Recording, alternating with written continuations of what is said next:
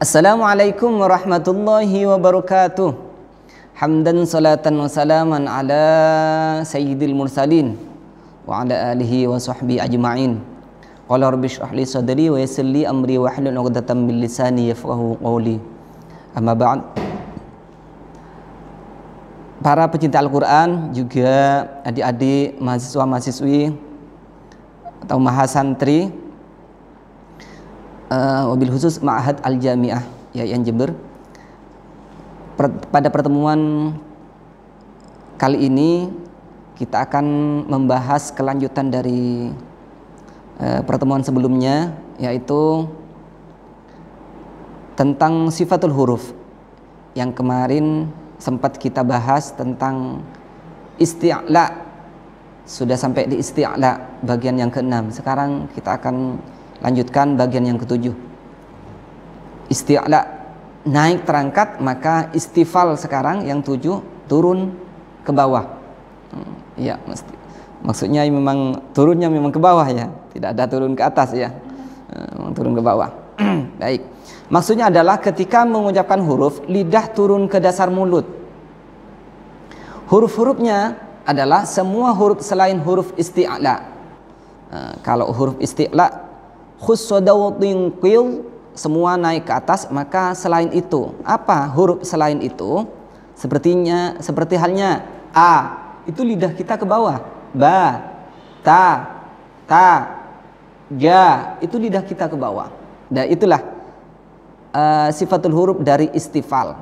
Jadi turun ke bawah. Huruf-huruf selain dari huruf khussadawtinqil. Berikutnya yang bagian ke-8, itbaq. Apakah itbaq itu? Melekat. Maksudnya adalah lidah melekat pada langit-langit mulut ketika mengucapkan huruf. Hurufnya ada 4, yaitu so, lo, lo. Jadi ada 4 ini. Itbaq, so, lo. Ini kalau misalkan dilepas lidah kita, maka sifatul huruf atau itbaqnya tidak jadi. Misalkan to, ta, tidak bisa. Jadi harus melekat ke atas memang. Berikutnya yang ke-9, infitah, yang menurut bahasa adalah terbuka. Maksudnya adalah lidah merenggang dari langit-langit mulut ketika mengucapkan huruf. Adapun huruf-hurufnya ialah semua huruf selain huruf itbaq. Selain huruf itbaq. Selain huruf yang 4, huruf yang shad, dot, to, lo itu adalah infitah. Adalah infitah. Apa contohnya? Seperti hanya a, jadi terbuka. Ba, ta, ka, la, ma, itu huruf-hurufnya terbuka. Jadi sifatul huruf dari infitah seperti itu. Selain huruf yang 4 itu, so, do, to, lo.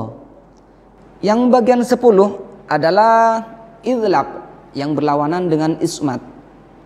Menurut bahasa berarti ujung. Maksudnya huruf-huruf yang keluar dari ujung lidah atau ujung bibir, karena itu cepat terucapkan. Jadi huruf-hurufnya ialah firro milubin, fa, ro, ma, na, la, ba. Di ujung, ada di ujung lidah. Huruf-hurufnya yang keluar dari ujung lidah atau ujung bibir, karena itu cepat terucapkan. Fa, fi, sangat cepat. Fa, fi, ro, li, ma, mi, na, ni, la, li, lu, ba, bi, bu. Seperti itu. Jadi idlaq. Untuk urutan yang ke-11 menurut bahasa berarti ismat, menahan atau diam. Maksudnya ialah lawan daripada sifat idlaq. Kalau idlaq tadi adalah ujung, yaitu huruf-huruf yang tidak bertempat di ujung lidah atau ujung bibir, yang ismat ini. Huruf-huruf ini agak lamban atau kurang cepat ketika terucapkan dibanding dengan huruf-huruf idlaq. Adapun huruf-hurufnya adalah semua huruf selain huruf idlaq. Kalau huruf idlaq firra min lubbin, selain itu ka misalkan, wa, jadi agak lambat, agak terdiam, tertahan seperti itu.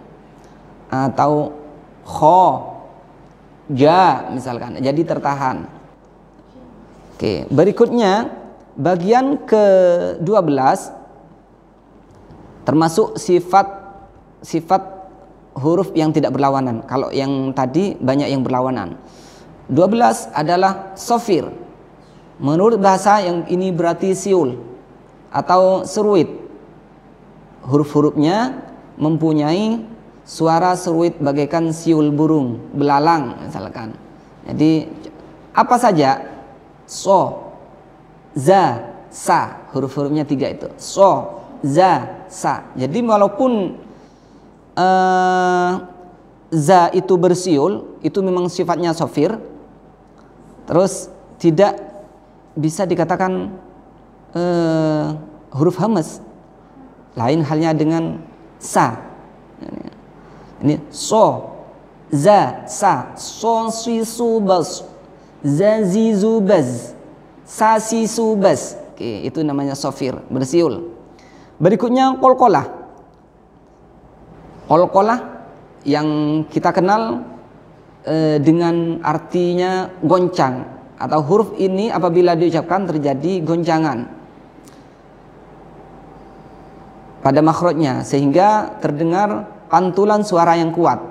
Huruf-hurufnya adalah qaf, ta, ba, jim, dal, qata, bujadin, atau ada juga yang mengistilahkan baju, di, toko.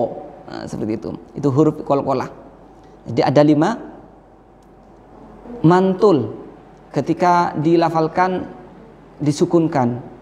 Baqo, bato, banja, bada, baja, seperti itu. Qata, bujadin. Jadi qalqalah ini yang terkenal kita, yang sudah kita ketahui. Qalqalah punya 2 bagian, ada qalqalah sura, juga ada qalqalah kubra. Baik, berikutnya yang urutan ke-14, al-linu. Menurut bahasa berarti lunak. Oke. Artinya mengeluarkan huruf secara lunak tanpa paksaan. Ini malah enak lagi, lebih enak daripada tadi yang lin umar. Ini sekarang ya hurufnya ketika diucapkan lunak, huruf waw dan ya yang mati dan jatuh setelah fathah. Bai, ai, au, ai. Tapi perlu juga hati-hati ketika ini sukun atau mati setelah harokat fathah, maka jangan sampai bunyi ai. Oke, jangan sampai bunyi ai. Jadi yang ya sukun bunyinya i, ai. Ketika kita kaget misalkan, bisa jadi bunyinya bukan au, seperti itu. Jadi ai, au. Oke. Jadi au, ai itu yang paling lunak, alin. Yang 15, bagian 15 menurut bahasa berarti condong. Artinya condongnya huruf dari makhrajnya sendiri kepada makhraj lain, yaitu sifatnya hurufnya lam sama ro. Lam condong keluar atau ke ujung lidah, lam, la, ro condong ke dalam serta sedikit ke arah lam. Sedikit ke lam, ro. Jadi ada pengaruh ke lam ketika melafalkan huruf ro. Jadi kalau lam keluar, yang ro ke dalam, yang ke dalam mengarah kepada lam. Jadi hurufnya inhiraf ini yang berarti condong ada 2, lam sama ro. Baik, kita lanjutkan ke bagian 16, takrir. Menurut bahasa berarti mengulang-ulang. Maksudnya ialah ujung lidah tergetar ketika mengucapkan huruf ro. Akan tetapi Yang dimaksud ialah jika mengucapkan ro supaya ujung lidahnya tidak terlalu banyak bergetar. Jadi ada 2 getaran saja. Ro, riru, baru. Ro, riri, ruru, baru. Kalau terlalu panjang, terlalu banyak, maksudnya terlalu banyak getarannya, maka kedengarannya sudah tidak indah lagi. Ro, riru, bar, misalkan seperti itu. Sama dengan Allahu Akbar, misalkan, itu tidak bagus. Kecuali memang ketika kita baca pusisasi misalkan. Jadi kalau roknya kurang, itu juga tidak bagus. Contohnya, sekarang kan ini kan musim hujan ya sekarang. Jadi ketika hujan melanda kota Jember bersamaan dengan petir dan halilintar menyambar, nah, seperti itu enak. Jadi mantap puisinya. Tapi kalau pakai roknya rok yang tafkhim, apalagi yang 2 getaran, ketika hujan melanda kota Jember misalkan, halilintar menyambar petir misalkan, jadi juga enak. Oke, jadi roknya 2 getaran saja ketika kita melafalkan Al-Quran, tidak terlalu banyak. Berikutnya yang 17, tafasyi, berarti meluas, tersebar. Maksudnya ialah meratakan angin dalam mulut. Banyak anginnya di dalam mulut ketika mengucapkan huruf shin hingga bersambung dengan makhraj dha. Sya, sya, shi, shu, bash, tafasyi. Oke, jadi memang banyak di dalam di dalam lisan kita ketika melafalkan huruf shin. Kalau tidak masih sedikit-sedikit misalnya, itu sifatul hurufnya kurang betul. Oleh karena itu tafasyi adalah meratanya angin dalam mulut ketika melafalkan huruf sya, shi, shu, bash. Kalau sedikit, separuh, sa, si, su, bas, misalkan, itu separuh. Jadi oleh karena itu merata. Sya, shi, shu, bash. Ada yang bagian 18 yaitu istitalah, yang berarti memanjang. Ada huruf sifatul huruf juga yang memanjang, yaitu memanjangnya suara dot dari permulaan tepi lidah hingga penghabisan lidah bersambung dengan huruf lam.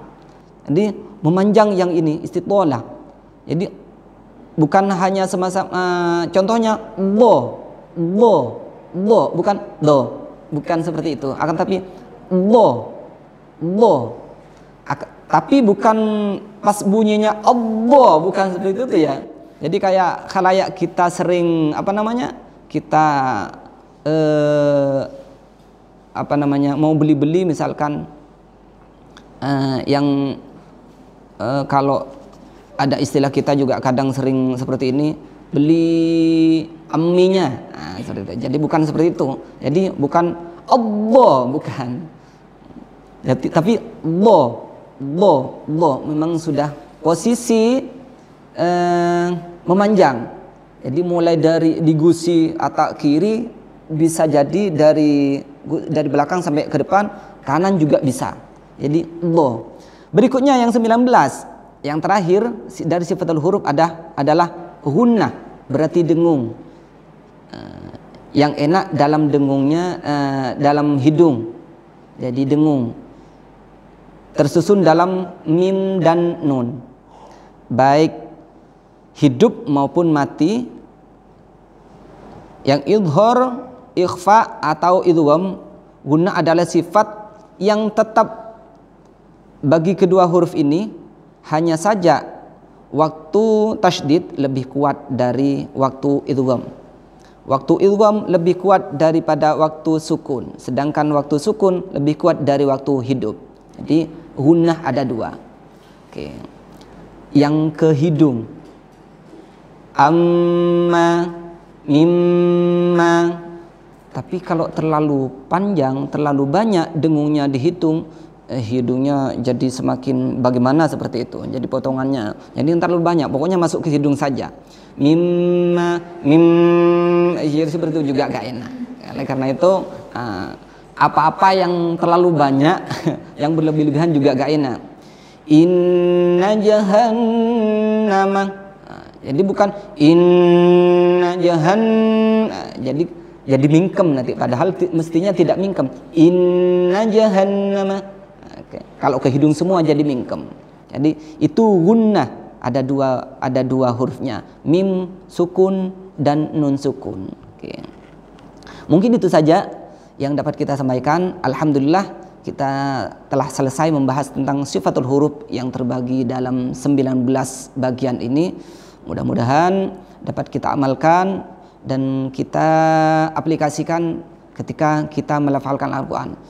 Yang perlu diingat, ini ketika kita belajar membaca Al-Quran, kita berusaha semaksimal mungkin untuk memakai sifatul huruf ini agar lebih sempurna dan kedengarannya lebih bagus pelafalan Al-Qur'annya. Kalau pada istilah perlombaan MTQ, musabaqah misalkan, itu tidak pakai sifatul huruf ini, maka nilainya akan tetap terkurangi. Baik, itu saja yang dapat kita sampaikan. Mudah-mudahan bermanfaat dan barokah. Kurang lebih mohon maaf. In hasanal kalam kalamul malikan alam. Assalamualaikum warahmatullahi wabarakatuh.